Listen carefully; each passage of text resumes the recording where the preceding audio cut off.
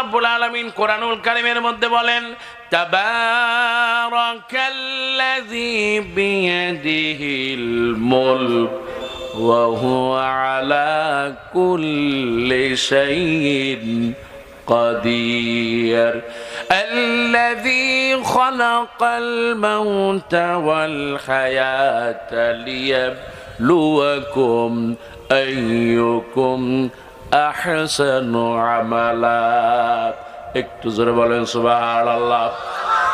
ও আমার ভাইরা, ও পর্দার আড়ালের মায়েরা, আল্লাহ নবী বিশ্ব নবী রাহমাতুল লিল আলামিন তিনি বলেন সূরাতুল মুলক, সুবহানাল্লাহ খান।